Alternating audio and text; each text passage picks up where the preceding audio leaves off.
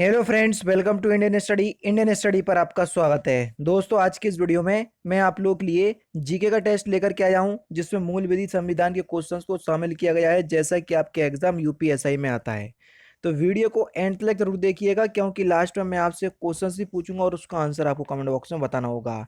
साथ ही साथ इस वीडियो की पीडीएफ डिस्क्रिप्शन में टेलीग्राम चैनल का लिंक दिया हुआ है, वहां से आप प्राप्त भी कर सकते हैं। तो चलिए दोस्तों, स्टार्ट करते हैं और देख लेते हैं पहला क्वेश्चन। किसी एक देश में मानव अधिकारों को बढ़ावा देने तथा उनकी सुरक्षा और निगरानी करने के लिए प्रशासनिक निकायों द्वारा स्थापित राष्ट्रीय मानवाधिकार संस्थानों का एक वैश्विक तंत्र कौन सा है? चारों ही ऑप्शंस आपके सामने ये दिए हैं, तो उस वैश्विक तंत्र का नाम आपको बताना है। तो आपका सही आंसर हो जाएगा राष्ट्रीय मानवाधिकार संस्थाओं के लिए वैश्विक गठबंधन। तीसरा ऑप्शन यहाँ पर आपका बिल्कुल करेक्ट है। लोकसभा चुनाव अधिसूचित करने का अधिकार किसे है? तो लोकसभा चुनाव अधिसूचित करने का जो अधिकार है वो चुनाव आयोग को है, और अभी हाल ही में चुनाव आयोग बहुत सुर्खियों में रहा है बंगाल इलेक्शन को लेकर के, आप सभी लोग समझ सकते हैं। Next question. कलकत्ता मदरसा भारत में राज्य संचालित शैक्षिक संस्थानों फिल इन द ब्लैंक्स द्वारा स्थापित किए गए थे। कलकत्ता मदरसा भारत में राज्य संचालित शैक्षिक संस्थान लॉर्ड वॉरेन हेस्टिंग के द्वारा स्थापित किए गए थे। तीसरा ऑप्शन यहाँ पर आपका बिल्कुल करेक्ट है। प्रतिरचनात्मक रोगों का इलाज निम्नलिखित में से किस दवा से किया जा सकता है? प्रतिरक्षात्मक रोगों का इलाज निम्नलिखित में से किस दवा से किया जा सकता है? तो सही आंसर हो जाएगा आपका गामा ग्लोबुलिन, यानी कि इस क्वेश्चन का चौथा ऑप्शन करेक्ट। कौन सा सस्तन प्रणाली उड़न लोमड़ी के रूप में जाना जाता है? कौन सा सस्तन प्राणी उड़न लोमड़ी के रूप में जाना जाता है? तो आपका जो सही आंसर हो जाएगा वह क्या हो जाएगा? चमगादड़। तीसरा ऑप्शन जो है वो आपका बिल्कुल क्या हो जाएगा? करेक्ट हो जाएगा। चमगादड़ आकाश में उड़ने वाला एक स्तनधारी है। सस्तन का मतलब स्तनधारी से है, स्तनधारी प्राणी है। इसे प्राय उड़न लोमड़ी के नाम से भी जाना जाता है। Next question. केंद्र राज्य संबंधों में सुधार की सिफारिशों के लिए 1970 में तमिलनाडु सरकार द्वारा 3 सदस्यीय समिति के प्रमुख के रूप में किसे नियुक्त किया गया था? तो किसे नियुक्त किया गया था? सही आंसर हो जाएगा आपका पीबी राजमन्नार। तीसरा ऑप्शन यहाँ पर आपका बिल्कुल क्या है सर? करेक्ट हो जाएगा। निम्नलिखित में से कौन सी श्रृंखला एक छोर पर लद्दाख को कश्मीर की घाटी और चिनाव नदी से अलग करती है, और हिमाचल प्रदेश क्षेत्र में स्पीति से किन्नौर को अलग करती है? कौन सी श्रृंखला है? तो सही आंसर हो जाएगा आपका जास्कर श्रृंखला। पहला ही ऑप्शन यहाँ पर आपका बिल्कुल करेक्ट। नेक्स्ट क्वेश्चन से स्टार्ट करने से पहले मैं आपको बता दूं, दोस्तों मैं रोज सुबह 11 बजे अनअकैडमी पर फ्री स्पेशल क्लास लेता हूं, और यकीन मानो हिंदी को बिल्कुल टॉपिक वाइज कंप्लीट करवा रहा हूं। अगर आपको यकीन ना हो तो एक बार क्लास लेकर के देखो, क्योंकि मैं इतने अच्छे तरीके से आपको क्वालिटी कंटेंट प्रोवाइड करवा रहा हूं कि अगर आप एक बार क्लास में आ गए तो फिर जा नहीं पाओगे।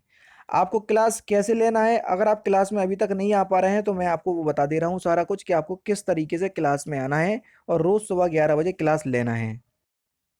आप लोगों को सबसे ज़्यादा दिक्कत हो रही है मेरी स्पेशल क्लास लेने पे, जो रोज़ सुबह 11 बजे चलती है। आप जैसे ही अनअकैडमी पर अपना अकाउंट बनाएंगे तो आपके सामने ये विंडो खुल करके आएगी, तो आपको UP triple S C search करना है। यूपी ट्रिपल एस सी या स्टेट पीसीएस में आपको ये यूपी ट्रिपल एस सी देखने को मिल जाएगा। तो हमने ये देखो, ये मिल गया यूपी ट्रिपल एस सी, तो हमने इसको सिलेक्ट किया। सिलेक्ट करने के बाद हमने हिंदी को जो है वो सिलेक्ट कर लिया, हमको हिंदी मीडियम से पढ़ना है। आगे की जो आपकी प्रोसेसिंग है वो यहाँ पर हो जाएगी, और आपको यहाँ पर यूपी ट्रिपल एस सी लिख करके आ जाएगा। देखो ये लिख करके आ गया यूपी ट्रिपल एस सी। अब UP triple S C category में आपको कुछ नहीं करना, आपको जाना है ये सर्च पे, और यहाँ पर आपको मेरा नाम सर्च करना है। मेरा नाम है तारिक सरवर, TARIQ, तारिक सरवर, ये मेरा नाम है। तो देखो मैं आपको वहां पर दिख जाऊंगा, ये दिख गया मैं, ठीक है। यहाँ पर जैसे ही आप करोगे तो आपके सामने इसको आप क्लिक करोगे तो मेरी सारी क्लासेस आपके सामने आ जाएंगी, जो आगामी क्लास होंगी वो भी आ जाएंगी। देखो ये सारी क्लासेस आ गई। अभी हाल ही में क्लास लेकर के हटा हूँ 37 मिनट पहले। तो आपको मेरी क्लास देखना है, सपोज करो यही वाली क्लास देखना है, तो मैंने क्लिक किया। तो अब क्या करना पड़ेगा सर? आपको क्लास अनलॉक करना पड़ेगी। जैसे ही मैंने आपको क्लास में किया तो अनलॉक कोड आपको मांगा है। तो अनलॉक कोड है आपका इंडियन स्टडी, जो कि हमारे चैनल का नाम है इंडियन स्टडी, कहीं भी कोई भी स्पेस नहीं है ये है। और इसको हमने अनलॉक कर दिया। अब आपके सामने क्लास अनलॉक हो गई। आराम से आप क्लास का लुफ्त उठाइए, और डेली बेसिस पे आपके पास नोटिफिकेशन भी पहुंच जाया करेगी। अब आपको समझ में अभी आ गया होगा सब कुछ, ठीक है। अब मिलते हैं, जैसे भी आपकी क्लास होगी आप उस तरीके से देख लीजिएगा जैसा कि मैंने आपको बताया है। नेक्स्ट क्वेश्चन से आपका कि कॉफी का मूल स्थान निम्नलिखित में से कौन सा देश है? कॉफी का, तो कॉफी का मूल स्थान निम्नलिखित में से कौन सा देश है? तो सही आंसर हो जाएगा आपका इथोपिया। देखो, कॉफी का मूल स्थान इथोपिया है, जबकि कॉफी का 50 से 75% हिस्सा अकेले ब्राजील निर्यात करता है। ध्यान रखना, उत्पादन की बात करें तो ब्राजील, लेकिन मूल स्थान की अगर बात करें तो इथोपिया। तो कई लोग यहाँ कंफ्यूज हो गए होंगे कि सर आपने इथोपिया बोल दिया। मूल स्थान इथोपिया है, लेकिन अगर प्रोडक्शन की बात करें तो ब्राजील है। ठीक है। निम्नलिखित में से कौन फ्रांस के वर्तमान प्रधानमंत्री हैं? हालांकि ये उस टाइम का इंपॉर्टेंट है, क्योंकि ये सारे जो क्वेश्चंस हैं ना, वो 2017 के क्वेश्चंस हैं जो कि आपके एग्जाम हुए थे यूपीएसआई के। तो सही आंसर हो जाएगा आपका एडवर्ड फिलिप, लेकिन प्रेजेंट टाइम पे हैं जीन कैस्टेक्स। ठीक है। तो वो याद रखना, प्रेजेंट टाइम का याद रखना, क्योंकि ये तो 2017 का एग्जाम हुआ था तो तब के पूछे गए थे, लेकिन प्रेजेंट टाइम में जीन कैस्टेक्स हैं, उसको याद रखना। कार्मिक मामलों में भारत सरकार की समन्वयकारी एजेंसी है, तो उस एजेंसी का नाम क्या है? तो सही आंसर हो जाएगा आपका कार्मिक लोक शिकायत और पेंशन मंत्रालय, चौथा ऑप्शन करेक्ट। चुनाव आयोग द्वारा किए गए चुनावों के खर्चों के बारे में निम्नलिखित में से कौन सा कथन जो है वो सत्य है? पहला कथन है आपका कि यदि चुनाव केवल संसद के लिए ही आयोजित किए जा रहे हैं तो वह पूरी तरह से केंद्र सरकार द्वारा वहन किया जाना चाहिए। बिल्कुल ठीक है।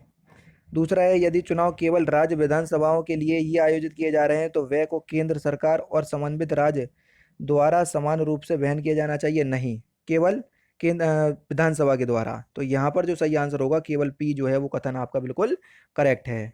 नेक्स्ट क्वेश्चन, पंचायती राज प्रणाली में फिल इन द ब्लैंक श्रेणी संरचना होती है, तो कितनी श्रेणी संरचना होती है? तो सही आंसर हो जाएगा आपका 3 श्रेणी। ठीक है ना। पंचायती राज प्रणाली में 3 श्रेणी संरचना होती है, ग्राम पंचायत, क्षेत्र पंचायत और जिला पंचायत। ठीक है। नेक्स्ट क्वेश्चन, निम्नलिखित में से किस मामले में निर्णय के कारण संविधान में पहला संशोधन हुआ? बढ़िया क्वेश्चन से पूछा जा चुका है एग्जाम में। तो आपका जो सही आंसर हो जाएगा वह क्या हो जाएगा? चंपकम दौरे राजन बनाम मद्रास राज, तीसरा ऑप्शन यहाँ पर आपका बिल्कुल क्या हो जाएगा? करेक्ट हो जाएगा। इसके निर्णय के कारण संविधान में पहला संशोधन हुआ 1991 में, वो भी भूमि सुधार था। ठीक है। नेक्स्ट क्वेश्चन, भारतीय दंड संहिता यानी कि आईपीसी की धारा 53 किस विषय से संबंधित है? तो ये किस विषय से संबंधित है? तो आपका जो सही आंसर हो जाएगा वह हो जाएगा दंड। पहला ही ऑप्शन यहाँ पर आपका बिल्कुल क्या हो जाएगा? करेक्ट हो जाएगा। नेक्स्ट क्वेश्चन सर आपके सामने, लोगों के निर्वाचित प्रतिनिधियों के संबंध में निम्नलिखित में से कौन सा सत्य है?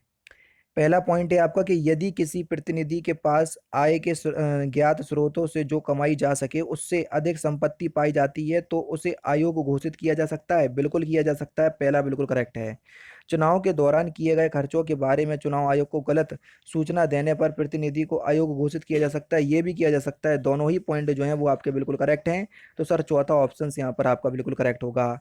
ई ई रकॉम पोर्टल योजना को निम्नलिखित में से किसे प्रदान करने के लिए केंद्र सरकार द्वारा शुरू किया गया था? ई रोकॉम पोर्टल, तो किसके लिए शुरू किया गया था? ये चारों ही ऑप्शंस आपके सामने हैं।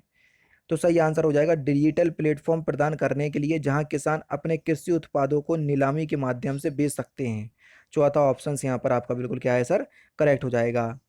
नेक्स्ट क्वेश्चन, वर्ष 1971 में डिजाइन किए गए फिल इन द ब्लैंक्स को आमतौर पर पहला कंप्यूटर वायरस माना जाता है। किसको पहला कंप्यूटर वायरस माना जाता है? तो सही आंसर हो जाएगा क्रीपर। दूसरा ऑप्शन यहाँ पर आपका बिल्कुल क्या हो जाएगा सर? करेक्ट हो जाएगा।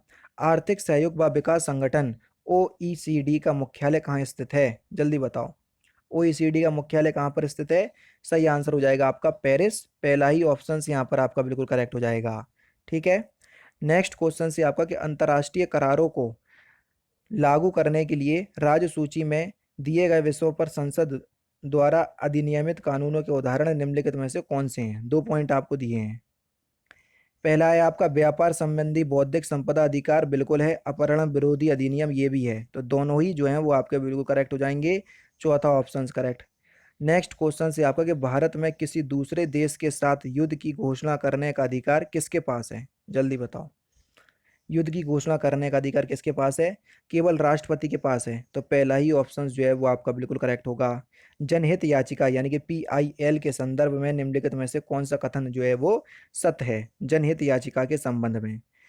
एक पोस्ट कार्ड को रिट याचिका के रूप में माना जा सकता है, बिल्कुल माना जा सकता है। जनहित याचिका केवल सर्वोच्च न्यायालय और उच्च न्यायालय में ही दायर की जा सकती है, बिल्कुल ठीक। तो दोनों ही जो है वो आपके बिल्कुल करेक्ट हैं, तीसरा ऑप्शन करेक्ट। जालसाजी विरोधी व्यापार समझौते को आधिकारिक तौर पर किस देश द्वारा अभिपुष्ट किया गया है? तो किस देश द्वारा अभिपुष्ट किया गया है? तो सही आंसर हो जाएगा जापान, चौथा ऑप्शन करेक्ट। आयकर अधिनियम के तहत स्वचालित कर दरों के अलावा किसी व्यक्ति के लिए आयकर पर कौन से अन्य शुल्क लगाए जाते हैं? जल्दी बताओ। तो सही आंसर हो जाएगा शिक्षा उपकर तथा माल और सेवा कर, जीएसटी। दूसरा ऑप्शन यहाँ पर आपका बिल्कुल करेक्ट है। एक कंट्रक्टर या एक विधि के लिए कोई मान निर्दिष्ट करने के लिए कौन से कुंजी शब्द का उपयोग करता है या उपयोग किया जाता है? तो सही आंसर हो जाएगा आपका फाइनल, दूसरा ऑप्शन बिल्कुल करेक्ट। नौकरशाही प्रणाली के अंतर्गत कार्य करने वाले लोगों की वह अभियुक्ति उक्तियां और सिफारिशें जो फाइलों में लिखी होती हैं और जिनकी वजह से सरकारी गतिविधियां सक्रिय होती हैं, उन्हें क्या कहा जाता है? तो उन्हें हम क्या कहते हैं? तो सही आंसर हो जाएगा फाइल टिप्पणन, तीसरा ऑप्शन बिल्कुल करेक्ट। ये आपका क्वेश्चन पेपर पूछा जा चुका है, समझ रहे, सोच रहे होगे कठिन क्वेश्चन है। कठिन क्वेश्चन जरूर होंगे, लेकिन ये क्वेश्चन आपका, ये जो क्वेश्चन पेपर है 2017 का क्वेश्चन पेपर है। इस यातायात प्रतीक का अर्थ क्या है सर?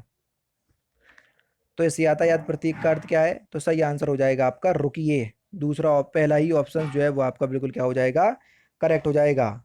नेक्स्ट क्वेश्चन सर आपके सामने, भारत और सिंगापुर के बीच किए गए संयुक्त नौसैनिक अभ्यास को निम्नलिखित में से किस नाम से जाना जाता है? भारत और सिंगापुर के बीच, तो भारत और सिंगापुर के बीच सिम्बेक्स नाम से नौसैनिक अभ्यास होता है, चौथा ऑप्शन करेक्ट। एक संवैधानिक निकाय है जिसे अनुसूचित जातियों के शोषण के खिलाफ सुरक्षा उपायों को प्रदान करने और उनके सामाजिक, शैक्षिक, आर्थिक और सांस्कृतिक हितों को बढ़ावा देने और उनकी रक्षा करने के उद्देश्य से स्थापित किया गया है। उस संवैधानिक निकाय का नाम क्या है?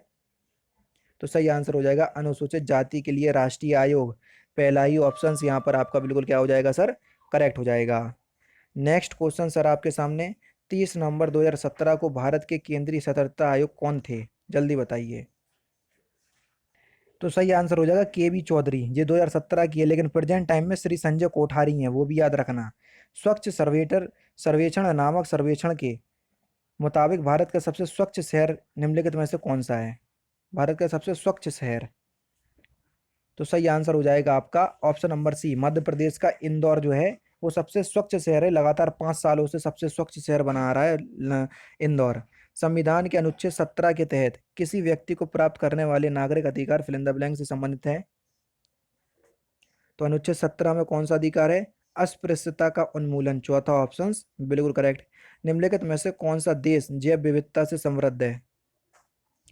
तो कौन सा देश जैव विविधता से समृद्ध है? तो सही आंसर हो जाएगा आपका तंजानिया, चौथा ऑप्शन करेक्ट। भारतीय नौसेना की सेवा में तैनात विमान वाहक आईएनएस विक्रमादित्य निम्नलिखित में से किस देश से खरीदा गया था?